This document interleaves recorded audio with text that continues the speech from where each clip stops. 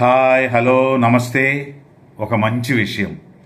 కన్న తల్లిని, గుడిలో దైవాన్ని మనమెళ్ళి చూడాలి కానీ వాళ్ళని మనముండే చోటికి రమ్మనడం మన మూర్ఖత్వం.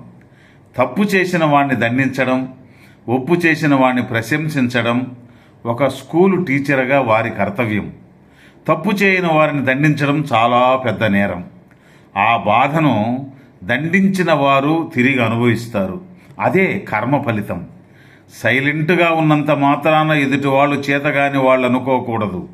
నిజం మాట్లాడడానికి నీది తప్పు, నాది ఒప్పు అయితే సరిపోదు. కళ్ళల్లోకి ధైర్యంగా చూసి మాట్లాడడానికి తప్పు చేయలేదనే ధైర్యం ఉంటే చాలు. అయినా ఊరికే నోరు పారేసుకునే వాళ్లతోనూ, మనుషులకు మర్యాద నివ్వతెలియని వాళ్లతోనూ ఇలాగే మాట్లాడాలి. మన స్థాయి అనేది మనముండే బంగ్లాల్లోనూ, తిరిగే కార్లలోనూ కొలిస్తే స్థాయికి అర్థం తెలియదు. అలాంటి వారికి దాని గురించి చెప్పినా అర్థం కాదు. ఎందుకంటే వాళ్ళ కళ్ళకెప్పుడూ పచ్చని నోట్లు, పెద్ద పెద్ద బంగ్లాలే కనిపిస్తాయి.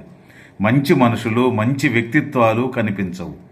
ముందు ఆ అహంకారాన్ని తీసేసి సమాధి చెయ్యి. అప్పుడు మానవత్వం బయటకు వస్తుంది. డబ్బుందనే అహంకారం, గర్వం మనిషిగా బ్రతకనివ్వడం లేదు. అవి నేర్పించడానికి ప్రత్యేకమైన పాఠాలేమీ అవసరం లేదు.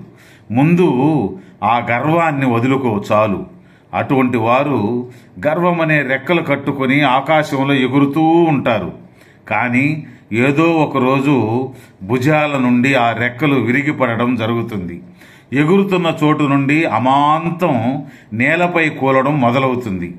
ఆ క్షణం అర్థమవుతుంది జీవితం అంటే ఏమిటి, బంధాలు ఎలా కలుపుకోవాలి, ప్రేమను ఎలా పంచుకోవాలి అని.